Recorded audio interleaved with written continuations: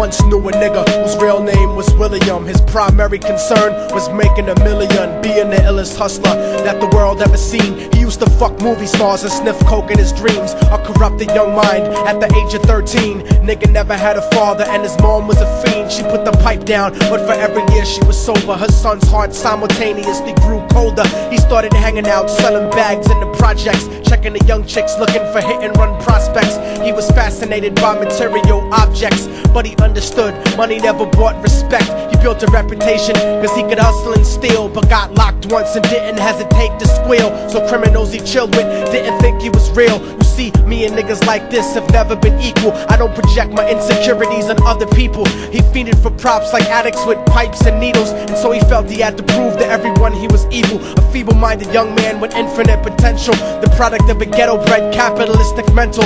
Coincidentally dropped out of school to sell weed, dancing with the devil, smoked until his eyes would bleed. But he was sick of selling trees and gave in to his greed.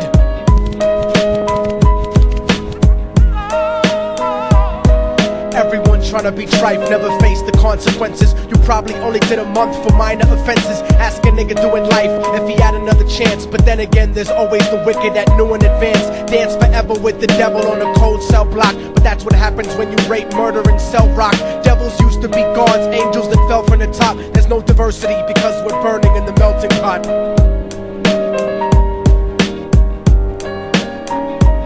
So Billy started robbing niggas, anything he could do to get his respect back in the eyes of his crew. Starting fights over little shit up on the block. Stepped up to selling mothers and brothers the crack rock. Working overtime, making money for the crack spot. Hit the jackpot and wanted to move up to cocaine, fulfilling the Scarface fantasy stuck in his brain. Tired of the block niggas treating him the same.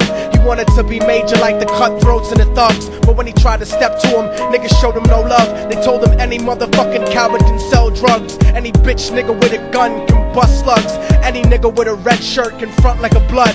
Even Puffy smoked the motherfucker up in the club. But only a real thug can stab someone till they die. Standing in front of them, staring straight into their eyes, Billy realized that these men were well guarded, and they wanted to test him before business started. Suggested raping a bitch to prove he was cold-hearted. So now he had a choice between going back to his life or making money with made men. Up in the sight, his dreams about cars and ice made him agree a hardcore nigga is all he ever wanted to be. And so he met them Friday night at 2:45.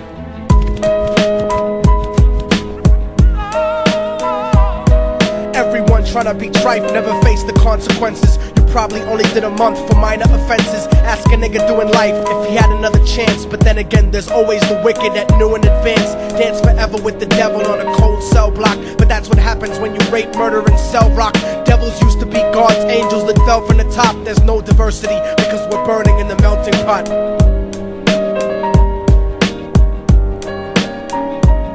They drove around the project slow while it was raining, smoking blunts, drinking and joking for entertainment, until they saw a woman on the street walking alone, 3 in the morning, coming back from work on her way home. And so they quietly got out the car and followed her. Walking through the projects, the darkness swallowed her. They wrapped her shirt around their head and knocked her onto the floor. This is it, kid, now you got your chance to be raw. So Billy yoked her up and grabbed the chick by the hair and dragged her into a lobby that had nobody there. She struggled hard, but they forced her to go up the stairs. They got to the roof and then held her down on the ground, screaming, "Shut the fuck up and stop moving around." The shirt covered her face, but she screamed and clawed. So Billy stomped on the bitch till he broke in her jaw. Them dirty bastards knew exactly what they were doing. They kicked her until they cracked her ribs and she stopped moving, blood leaking through the cloth. She cried silently, and then they all proceeded to rape her violently. Billy was made to go first, but each of them took a turn, ripping her up and choking her until her throat burned. Her broken jaw mumbled for God, but they weren't concerned when they were done and she was lying bloody, broken and bruised. One of them niggas pulled out a brand new 22.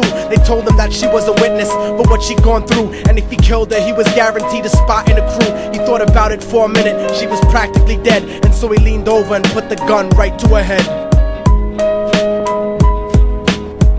I'm falling and I can't turn back.